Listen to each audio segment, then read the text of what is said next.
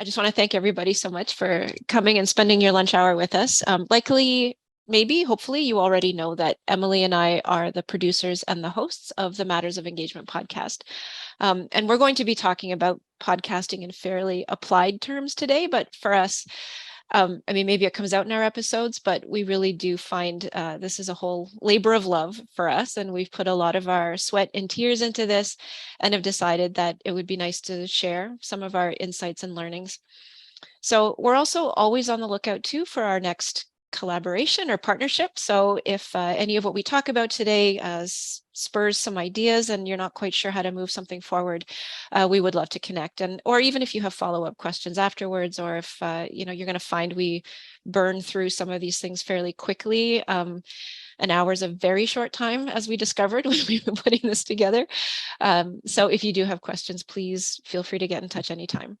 So our goal for this session is hopefully for you to come away with a sense of what some of the possibilities are, not just in terms of creative production ideas, but also with an eye to sustainability and funding for a project like this.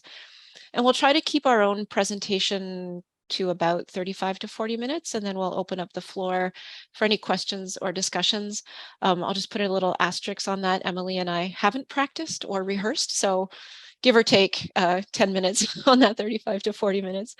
I will be sending out the slides from this presentation to the group afterwards. And we're also, as you may notice, we're recording. And so you can come back to this anytime, share the video, we'll post it, share it out.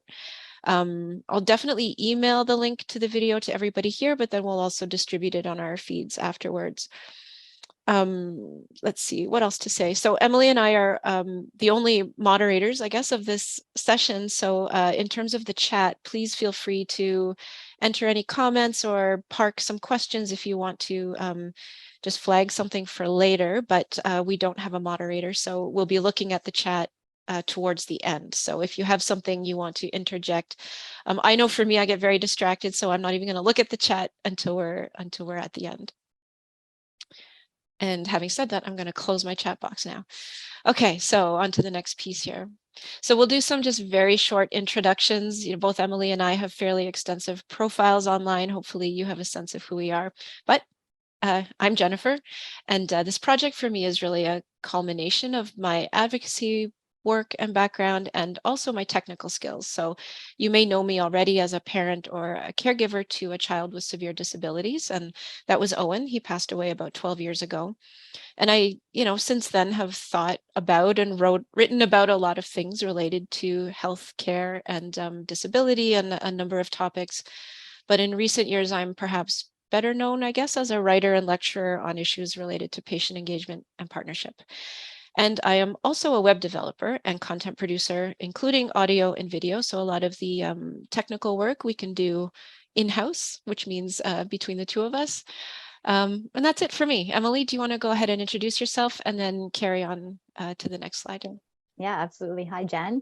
And hi, everybody. As Jen said, my name is Emily Nicholas Angle, and I also have what we like to call, lived experience as in terms of my background. And I come at this as someone who often says, I've been through ERs, ORs, MRIs, and every acronym in between. So when I started understanding and sort of being introduced to patient and public engagement, it was from that angle. And I probably in a former life would have called myself a very engaged patient, and I've been a patient partner. And as the trajectory goes for many people along that way, I then became much more involved in actually sort of facilitating or supporting and being involved in patient and public engagement, as well as researching it and how it worked and what it did. And over time, I think shifted a little bit from my just pure enthusiasm to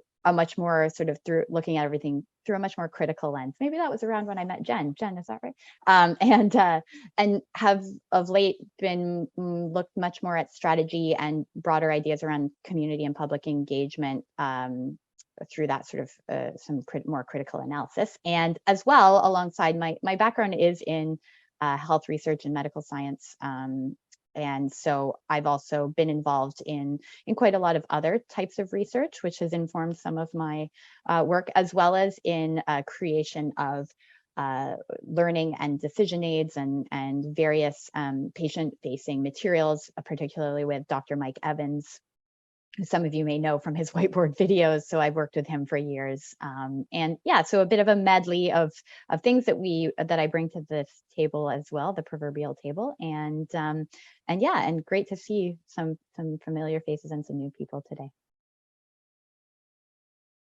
All right, now this is just to give you some context really for, as Jen said, and hopefully a lot of you know, we are the hosts of a podcast, hence this webinar, Matters of Engagement. And we just wanted to give you a little bit of understanding of our podcast, which is around examining the complex world of patient and public engagement, though we have now shifted a little bit more broadly into the intersection between society and health. We've now got some analytics here that you can see, but having launched in 2020, we've come a long way. And, you know, analytics, take them for what they're worth, but this gives you some context for how many downloads we have, where our listeners come from. Interestingly, you know, even as our numbers have grown, the actual places that the listeners are located has stayed pretty consistent. So we have listeners all around Canada and around the world. And previously we were supported originally by the Ontario SPORE, or Strategy for Patient-Oriented Research Support Unit. There's like acronyms within acronyms there, I think, but looking mostly at patient and public engagement. But of later, now we've actually been working with the McMaster, a group out of McMaster, looking at public engagement in health policy in their project, similarly named. And so we've been really able to explore some different, not just topics, but types of podcasting, which we'll get into a little later. And hopefully this just gives you a little snapshot. Jen, is there anything you want to add to that? Great. No, I think we're good. So we'll move on a little bit to just I think of this as a bit of a housekeeping slide, because I want to make sure that we all are kind of on the same page about what we mean by podcasting. It's such a part of our everyday language now, and I often forget just how opaque I think the whole distribution process is. So I think it might be helpful to just explain a little bit about how podcasts get into your ear, because we often just think of it as something you just play and it comes onto your phone, or maybe somebody sends a link, and all of that is true. But if you're thinking about developing a podcast, there are some pieces you should know. So the other thing I wanted to mention too is what we are talking about are audio podcasts. A lot of times when people say podcast, they say they saw it on YouTube. They saw a podcast on YouTube, and that muddies the conversation a little bit. And if people have questions about YouTube podcasts, we can talk about that later. But for now, what I'm talking about are typical audio podcasts. So when you have a podcast, you obviously have to start with an actual audio file. And some of what we'll talk about later brings us to this point, but for here, we're talking about distribution. So this is where you actually have the episode that you're ready to release out into the world. Now, this gets uploaded into a podcast hosting service, and these are typically paid services. Some do have free or freemium offerings, but their role is to stream the file for you. And in my mind, they're kind of like the YouTubes or the Vimeos of podcasting. Some of the common names are here, and the one we use at Matters of Engagement is Podbean. And so these are the podcast streamers essentially, and they do two things. They make a web accessible file, which I'll talk about in a minute. And that's where you actually see the little player, you push play, and it's streaming from the streaming service. And then they also make a file available through a protocol called RSS, and that's not terribly important to know. Just know that what these streamers do is take the little file, kind of put it on the window ledge for other distributors to come and pick up. So those distributors are names you would likely be familiar with, and that is Spotify, Google, Stitcher, our iHeartRadio, Apple Podcasts. The app I use on my phone is called Podcast Addict. There are all kinds of different brands and different distributors that will pick up the syndicated feed and make it available to individual subscribers. Now, these services that you're seeing, these podcast distributors, some of them have already built-in alliances with the podcasting hosting service. So if you set up a Podbean account, you already know that when you upload a file, it's going to go to, say, 10 different distributors. But there are many distributors, and quite popular ones like our iHeartRadio, where you need to go to that site and register and say, hey guys, I've got a podcast. Can you please add it to your catalog or your archive of podcasts? So yeah, this is where people pick it up. Sorry, I lost my notes here. Just want to make sure I don't forget anything. So one thing to mention here about app subscribers, so that's you and me and everybody who listens to podcasts on their phones, there's a lot of variability here. So just like at the front end here, where the distributors, where the host may only be sending to a select group of distributors, the same is true on the other end. So when you're listening to a podcast and you sign up for a service, the list of podcasts you have access to may be different than somebody else who has a different kind of podcast app that they're listening to. So you just have to remember that this whole world of podcasting is a little bit fragmented. There's a lot of moving parts. And so when you think about distribution, it's not just one click and go. You have to kind of understand the landscape, know that it's changing all the time. And sometimes we'll need to go manually connect your own podcast to some of these distribution services. Now, that's a lot to take in. We can return to some of these more technical points later, but this is usually where, when you Google, how do I make a podcast? This is kind of what gets explained, and we're hoping to demystify other points of this. Now, I do want to point out one more thing, and it's that there is some promotion that you have to do. So just simply putting a podcast out into the world, you may or may not get picked up. That relies on people kind of coming to find you. But what most people will also do is create a website and then make a page for each episode, embed the episode in the page, and that's what we've done. So if you come to the Matters of Engagement site, you will see a full page with a synopsis, a transcript, the embedded streaming file so that you can push play there. And then we also do a little bit of promotion. So we send it out on Twitter. And what I'm sending out actually, or what we're sending out, is the link to the page on our website. So we tweet it out, we put it out on Facebook, we share it through MailChimp. We have a newsletter service so that people can sign up and receive our episodes by email. So as you can see, there's a lot of pieces, a lot of connections here. Yeah, the YouTube question, if somebody has a YouTube question, we can answer it later. So I'll pass it back over to Emily now. I know I whipped through that quickly, but bear with us. We've got a lot to cover. It's a good segue into knowledge translation, which is, kind of getting meta in here. But I think one thing, we titled this webinar about podcasting for knowledge translation, understanding that knowledge translation itself is perhaps maybe a bit of a jargony term, or it's used very differently in different contexts. And so we just wanted to explain a little bit, maybe not exactly what knowledge translation is, but how we're thinking of it today, both in the intuitive sense of like podcasting as a means of taking information and presenting it and translating it, but also because we want to, practically look at where we can place podcasting when we look at healthcare and research and things like that, where it fits really nicely, we think, with presenting information. So maybe this is healthcare. Maybe that should be a fax machine, not a typewriter on the side there. But yeah, I'm going to move to the next slide and just say that what we've sort of focused on today when we're talking about knowledge translation is the CIHR, or the Centers for the Center for Canadian Institutes of Health Research, my own acronym issues here. And basically CIHR's definition actually has been pretty broadly accepted, but it's particularly relevant to academics and when people are talking about taking what they've learned and translating it. And that means not just, writing about it, but actually getting it into use, getting whatever we've learned to be used and understood and some people have said in the past, like bench to bedside. And here's, but I think in the context of a lot of the maybe more qualitative research we would cover, it's about getting it understood and maybe thought about in broader contexts, in communities, in the public. And that's, I think, where we come into play a bit here.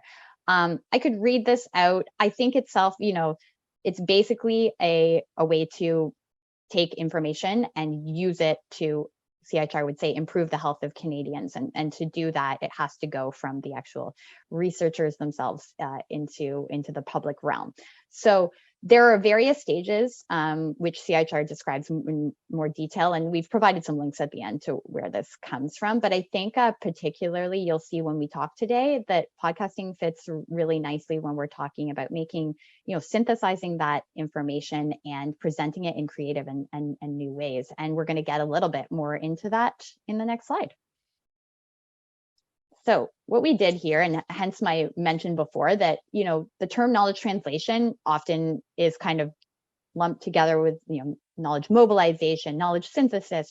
Everything does have its own nice little specific definition, although probably you hear them thrown around a lot as if they're synonyms. I'm not going to worry too much about those specific definitions today, but just to kind of, this word cloud is supposed to sort of bring together the idea that knowledge translation can mean a lot of things and incorporates a lot of different aspects. And actually, and thank you, Jane, and CIHR recently has moved to using knowledge mobilization, not knowledge translation. Well, update then. So unfortunately, their website still has a lot of, and their grant proposals, I think, still, which we will get into as well, still call for knowledge translation. So yeah, what we wanted to do in this slide is to talk a little bit through the ways that podcasting fits really, really nicely and has a lot of complements to the ideas in knowledge translation. So if we'll bring up the first, so basically a more intuitive one would be this idea about sharing knowledge and information and ideas, which the medium itself allows for, right? Because in terms of the shareability of podcasts, we are able to broadly take knowledge and put it into a different form and share it through this, in this case, an audio means, and present that knowledge in different ways. And so if you go to the next one. And in terms of reaching a wider audience, one thing we didn't mention in the analytics, but Jen will get into a little bit more later, is this idea that, you're going to reach people that actually you're not specifically shepherding this material to, in a way that often at a conference, whoever's there, you kind of know who's hearing it. Or even with academic papers, you might have to have a subscription to that journal or to that. But because of the ability for, as Jen showed, a quite exponential growth of where your podcast is and how it's shared, you're going to reach audiences that you may not have even necessarily intended, let alone known about. And the ability to share the thing itself, as I was saying before, is quite a simple means in terms of having these apps, having this online information. So actually your ability to reach a much broader audience than through more traditional means is quite substantial. And again, one of the things that, and what I've done at the end, because we're sharing these slides, is I've just provided some example links to some studies and other writing about podcasting as a means of education and knowledge translation, because one of the things that comes up a lot is this idea of it extending and enriching what's existing. So it's not a means to replace other modes and maybe more traditional modes of academic knowledge translation, but to complement it and enhance your broader sort of, you could say, like mosaic of approaches to that knowledge translation. So to be able to take something like a paper and then have dialogue about it, and to think and to present it in creative ways or do different things with it and reach potentially different audiences with it, means that it's able to really complement a broader picture of knowledge translation. And again, not just through the creation of the podcasting is it a reflexive process, and Jen and I can attest to that. It's a very, very reflexive process to kind of go through making it. Is one of the things that comes up a lot when you read about how podcasts are used by people in education or in sort of taking on information from podcasts, is this idea that it really makes them think.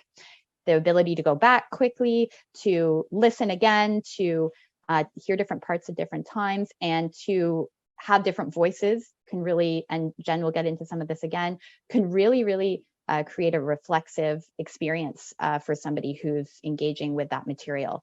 And so that method of communication is really one that has been shown to make people sort of think about it in a different way.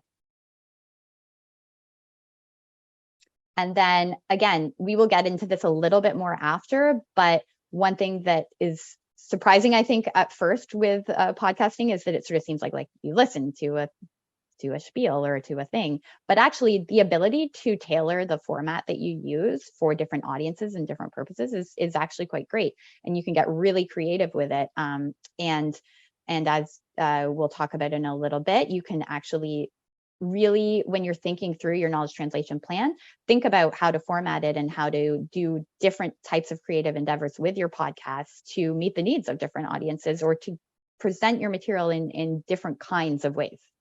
So there's some flexibility there. Oh, you're on mute. Thank you. So I'll take over these next five or so points. Increase accessibility, and this is one that I've done so much previous work a long time ago in the deaf community, and when I think about audio podcasting, it doesn't immediately resonate as an accessible format. But the more we've been doing it, I think a lot about how putting it out in different formats is, of course, broadening how much more people can understand it. The other piece too is because we always produce transcripts with our audio files, it does actually allow for people with any sort of who have differences in how they understand information or process information. They can read along, they can listen, they can read instead, which I think is really important. And the audio too, if you're listening in that format, it is a much more intimate format, and the way I at least understand content when I'm listening just through my ears and not being distracted through words and my eyes and things like that, it's quite interesting how much more I personally absorb. It's also quite portable. You can multitask while you're listening to podcasts. You can do your grocery shopping. It's a way to, validate or justify why you're going for a walk. You can kind of, economize your time that way. And I also find too, what's interesting is, but because we make transcripts and because you can refer back to time codes, it's still very much a citable source. And so it becomes accessible in that way, where you can share pieces of a podcast and people don't have to listen to the entire thing. You can share the time code, and they can jump right into where you're wanting them to listen to. So the other piece too here is about enhancing understanding of complexity. And this is something we've heard a couple of guests say, where even though they've done, put a lot of work into elaborating or expanding on an idea in a paper or perhaps in a talk, the dialogue format or the interview format allows them to really tease out some of the nuance that maybe they weren't able to get to in a different format. And the other thing about podcasting, and this is maybe debatable. Some people think podcasts are too long or too short, but in my mind, I find that podcasts really do give you the luxury of time, which is something you don't really get in paper form, where you have word counts, page counts, attention span issues. And so when we have the podcast format, you can take 3 episodes to talk about something. You can have 10 episodes to talk about something. You can build a kind of kaleidoscope of voices and perspectives and give a full 360 about something and take as much or as little time as you want to do that. The medium does allow you to build an argument slowly and steadily. You can tell a story from multiple points of view. And we find that there's a lot of room for complexity and nuance and context, especially if you can plan it, if you can lay it out and really strategize around the message that you want to give and the way that you want it to come out. There's a lot of editorial thinking around that. So this piece too is not just, it has to do with what I just said about enhancing understanding of complexity, but it also allows you to branch out beyond just your own subject matter and your own realm of expertise, because a lot of the things that at least we've been talking about in matters of engagement has a cross or multidisciplinary kind of scope. And so we can reach out into other fields, other disciplines, talk to people who have insights from a slightly different angle and bring it into our editorial fold, I guess. So making these connections and helping the listeners make connections across disciplines has been a really rewarding piece for us. We also do find that the podcast format fosters dialogue offline in a very rich way. So people can share the file. I often hear people say, listen to this, and they send it to somebody and then they want to talk about it. And so we're not even privy to some of those, obviously, to those conversations that are happening in the real world. There have been people that have made we've heard of kind of book clubs where people have gathered around a particular episode to talk through the issues that they've heard and what resonates and debate some of the issues that were raised in it.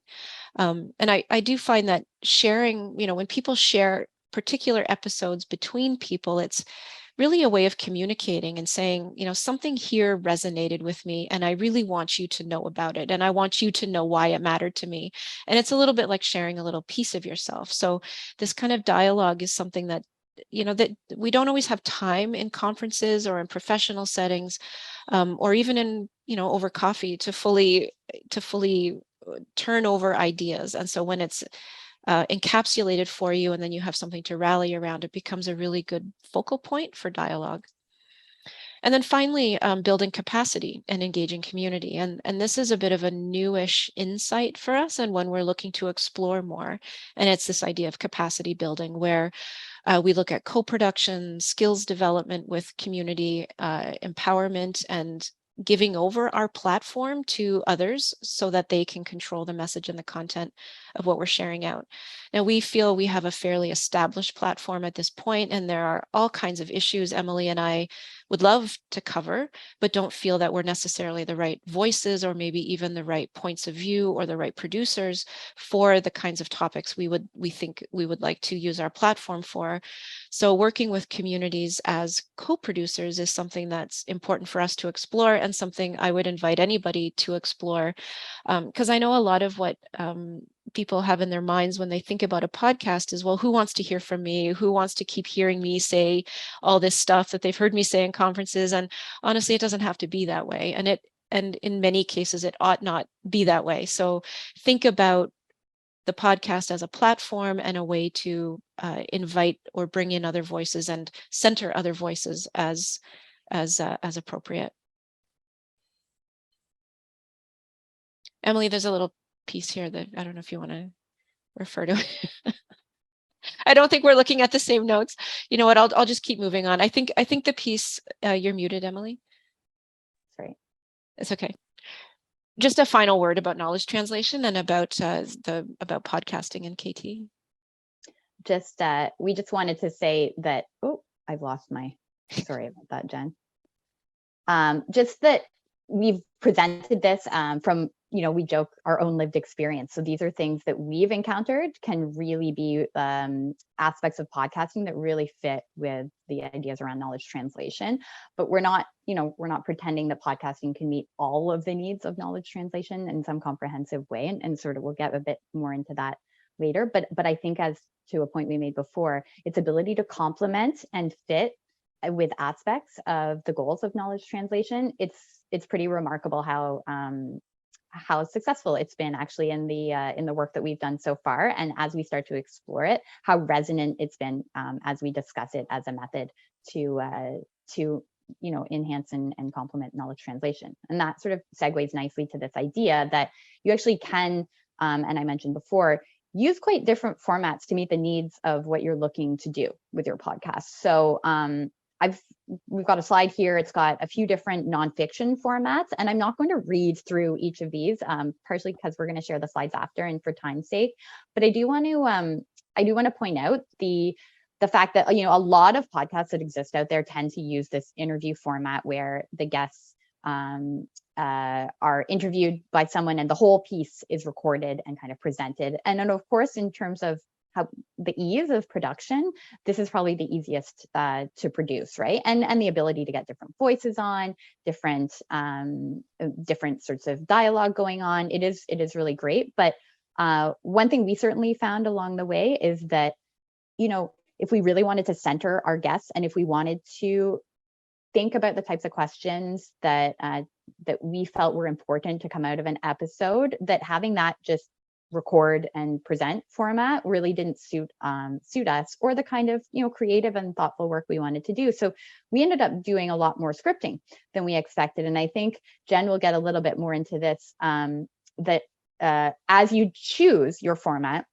it's not just about thinking through, what does my audience want, or what is it that I think would be the best, but also in terms of your time and ability to, and how many sort of you want to create. It's going to really matter, because the amount of production that goes into these various formats is quite different.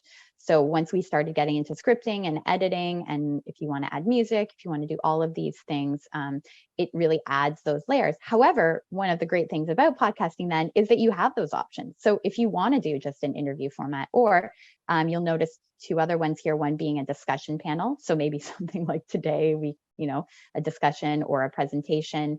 As well, we have been involved with conferences where there's perhaps a discussion panel, or it could be online or not. The ability to turn that into a podcast for something digestible for someone to listen to with fairly minor editing also gives you an accessible means to actually, again, complement some of the other knowledge translation work that you're doing.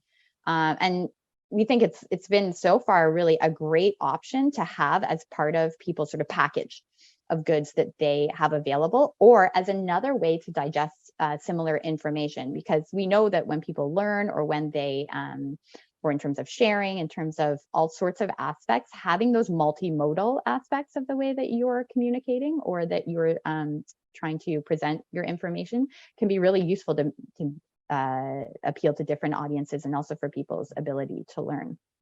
So just that was just a bit about some of the different formats. Now, this isn't comprehensive either in terms of all the different ways that you can present, but we just wanted to give you an idea about these different formats that can be used depending on who your audience is, what kind of information you present, and also what's involved. So I'll segue to you, Jen. Right. So thinking about what's involved, if you remember in the initial slide, we talked a little bit about, here's what to do with an audio file. And it, of course, didn't acknowledge all the things you need to do to create that audio file. So these are some of the things that we actually do to produce an episode. And there's a few things that aren't on here. They're a little bit more promotional stuff, like social media, making the web page, hosting events like this one, maybe doing a bit of business development. That's all kind of surrounding all of this. The pieces that you're seeing here really are very specific to production around an episode. Now, it may look very overwhelming. It's not all of this obviously is required for everybody. These are more specific to the things that we do ourselves for our podcast production. So, you may not need to do additional research, or, if you are the content experts yourselves, you would be able to speak to whatever topic. You may not be doing commentary or analysis. And in fact, you may not even need to write a script. I pretty much script everything, which is maybe what you can sense from my presentation today. Emily is much more able to speak off the cuff. So it depends on your personal style and what you feel comfortable with. And certainly not every podcast needs music or sound design. I'm often guilty of overproducing our episodes and have to scale it back. And so it's kind of fun sometimes, but certainly not necessary.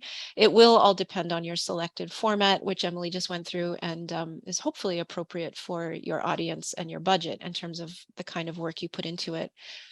But whatever your list ultimately looks like, I do suggest that you make one. It will help with resource planning, identifying what skills you might need to find, like to source or to develop. And it can absolutely help with budgeting your time and your money so that you can see how much time you're putting into certain aspects. Sometimes I find that just emailing our guests alone is more time consuming than we usually plan for. The scripting can go on forever if we don't actually make a deadline. So the work that can go into this can feel limitless, which means if it's going to be sustainable, you do have to figure out how to make limits and what those reasonable limits are, and to proportionally put the right amount of time into the tasks that are required. And with that in mind, I think we we maybe learned through doing a little more than maybe should have when we embarked on this, and so spent a lot of time kind of coming back and realizing, no, that takes too long, or that's not sustainable, or that. So what we thought we would do, instead of, I'm sure there's lots of 10 ways to make a podcast online, but these were some of the things, again, that, like, in our experience, were really key to think about, or would have saved us time if we had perhaps thought about more. And they're not supposed to be all, like, all of the things you should think about, nor are they really sort of mutually exclusive. They all blend into each other, and you'll find yourself going back and forth. So it's not sort of a sequential order. But the key one, I think, which seems obviously intuitive, is to really clarify the purpose and the goals of what you're doing. I think with the one thing about the flexibility of what you can do with a podcast is that the ideas and the ways you can do it are kind of feel limitless sometimes, or they feel very overwhelming.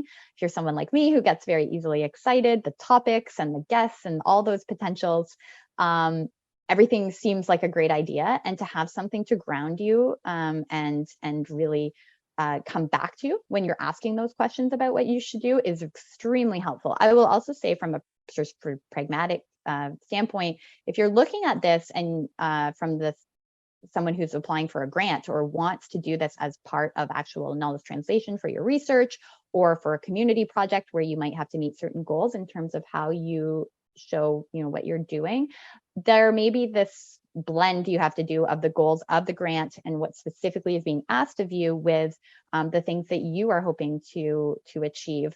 And I think we'll get a little bit more into that when we talking about principles.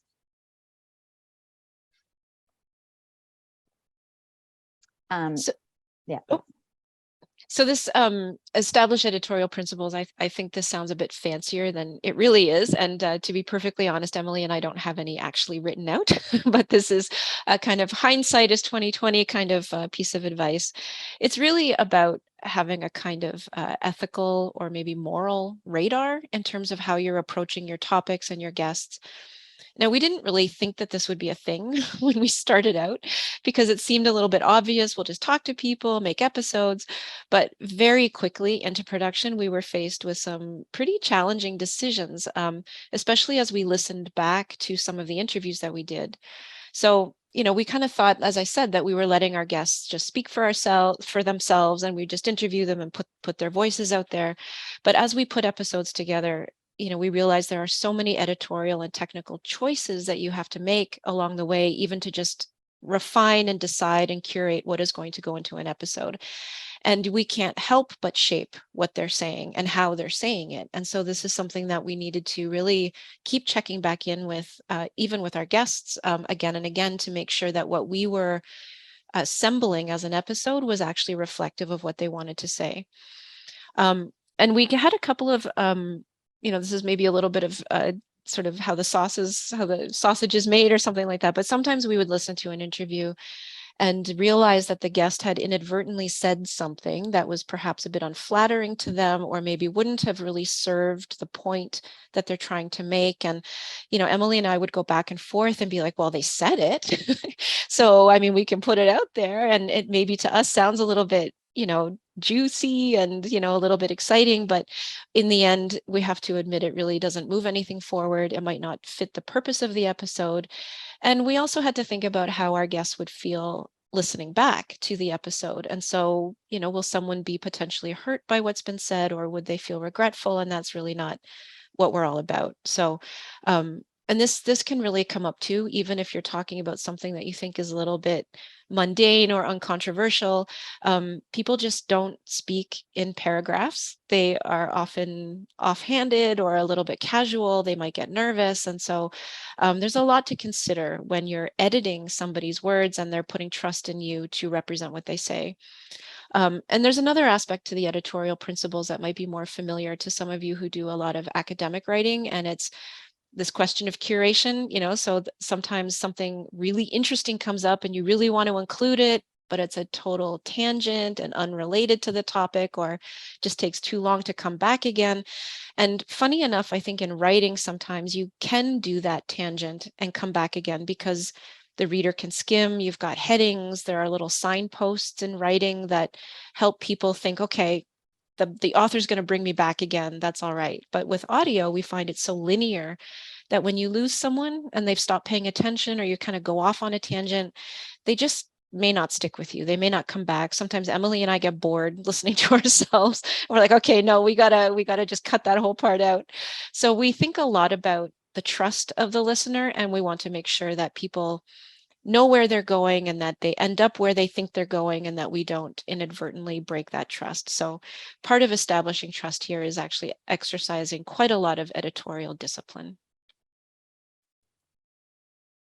I think considering knowing your audience, I'm going to do this one a little bit quicker just so that we have time for our audience to ask some questions at the end. But I think one important aspect here is that how much can you know your audience is a question that you kind of have to ask yourself. Now, when you're creating a plan for your podcast, you probably have in mind who you'd like it to reach and but as we've discussed, who's going to listen to it and how they'll access it, and the ability for it to kind of spread kind of takes on a life of its own.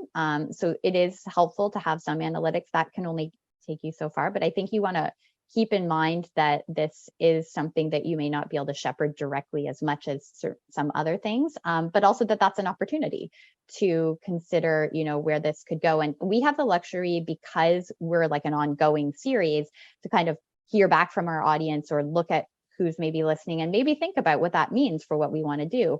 I'd say that gives us some flex, and we can decide, not to go with who our audience is in terms of subject matter, or feel like there's things we'd like to bring to that audience. But I think if you're creating something that's like standalone, that can be trickier.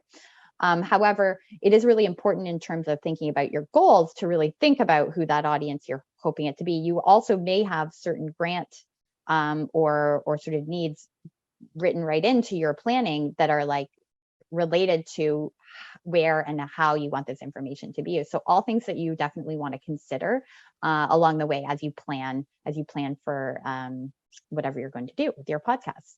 Move on to the next one.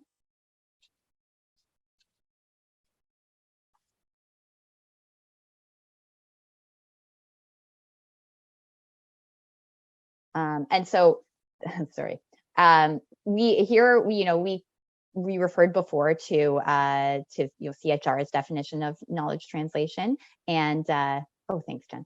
And so I think when we're thinking here in terms of budgeting and planning for human resources, that becomes very applicable also if you are thinking of applying to do a grant with this kind of work. In terms of thinking about your ability to sustain your podcast, to fund whatever work you're going to do, it's going to really take an understanding of the various steps that Jen talked about before, like how much work are you going to put into this? How much time do you have? I think a big learning for us was how, like Jen said, how much actual time we were going to spend producing and writing and doing those things. So if you're thinking of sort of hours, and you're someone like a busy researcher or a community planner or someone who wants to do this, doing this off the side of your desk would be a lot. So thinking about not just the budget, how much it's going to maybe cost, which seems like it should be nothing, but in terms of time, it's actually quite significant. Also, how you're going to support things like production or some of the technical aspects is going to be really key in terms of that plan in advance, because if you want to use certain formats, you will need, the ability to do certain types of technical things. Luckily, I have Jen, who has a lot of background in that. And yeah, but certainly things that you'll need to plan for, and that can be very surprising, I think. And I know when we have worked with people, if they're submitting for a grant proposal and want to include podcasting as knowledge translation, that ability to really budget appropriate amounts of time and sort of staffing potentially to do it is going to be important, or else you may find yourself a little overwhelmed.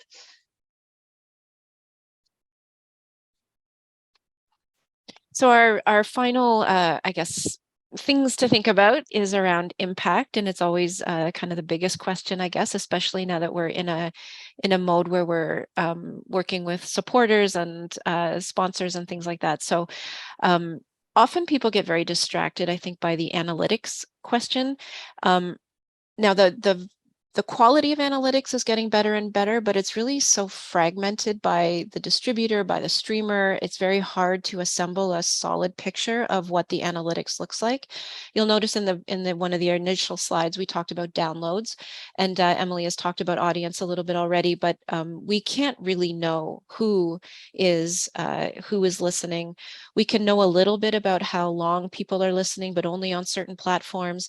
So we might have a lot of analytics about the listeners on Apple Podcasts, but that might only comprise about 25% of all of our downloads. So that leaves a very big gap. And you could say, well, we could extrapolate, but we also don't know if Apple listeners behave differently than other listeners. And so tracking gets complicated, and I think it's a bit of a distraction, especially when I think about my web work too. And I advise clients that web analytics, really, unless you're selling something, it's the raw numbers of who's looking, who's listening, all of that. They're a little bit meaningless because you really do need to connect it to purpose and strategy and who you're trying to reach.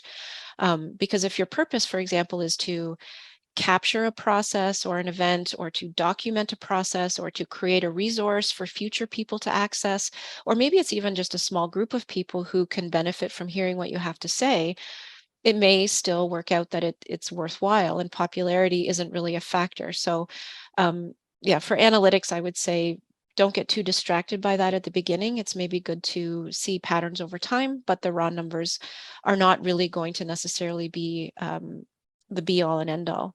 So what we can reasonably talk about here, I think, is how we, Emily and I, think about impact. And I've kind of grouped it into three broad areas. So one is around listeners, certainly, and we can talk about analytics, which we just did, but I think it's also more about thinking about how they're going to hear the information. Is it likely to be useful? Does it connect to what we know listeners want to think about and be challenged on? And does it change how someone thinks about a particular topic when they listen to a guest or an episode? Now, we know anecdotally that this is absolutely the case.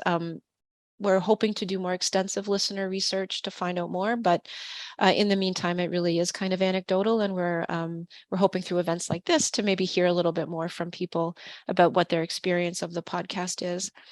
Now, in terms of impact too, though, we do think a lot about our guests, and Emily spoke about it being a reflexive process.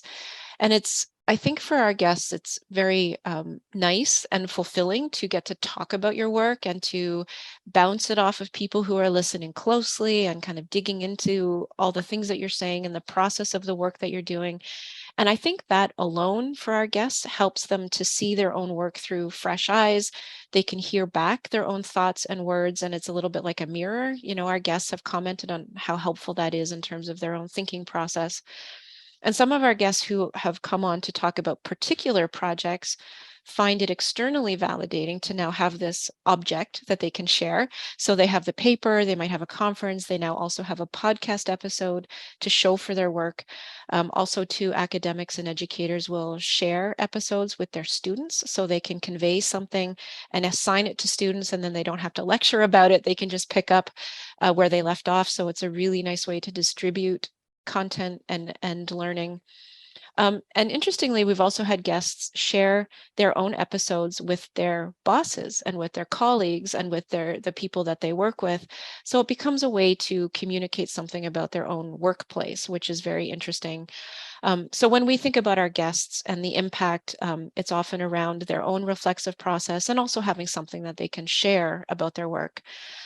And then the final piece of impact that we think about is, of course, our own sponsors and our supporters. They're, through us, contributing to the field and supporting their own strategic goals. And, we have our own editorial kind of borders, I suppose, where we do not we negotiate that, and the negotiation is essentially we get to choose what we talk about. And so we find supporters who are willing to go along with that, which has been very fruitful with our latest sponsor. But it can certainly create some editorial tensions, so just keep that in mind. But I do think it's important in this context to acknowledge how the work of the podcast benefits our sponsors, which helps them sustain and support their own work. So I'm saying all of this kind of in a more specific way, because I think if you're in a position where you need to approach your institution for funding or approach an outside funder, keep in mind it's not just a one-way street. You're not just looking for a handout for a fun project. You can absolutely make a case for why they should support this kind of KT or outreach in a very tangible way.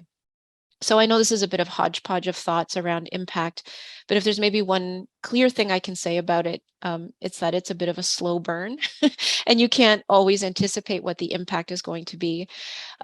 We've had episode downloads spike after many months. We'll put out an episode and it'll be a little bit slow at first, but then it gets shared. It would be overstating it to say something goes viral, but that's the nature of the internet, is something gets shared and then suddenly it becomes part of the conversation in a bigger way. Or maybe it gets referred in a course, which we've had happen, and suddenly there's a spike of 100 downloads for that episode. So I would just say consistency and patience are key, and being closely aligned with your strategy and your purpose. As Emily mentioned at the beginning, the purpose and goals is really key to stay in alignment with those.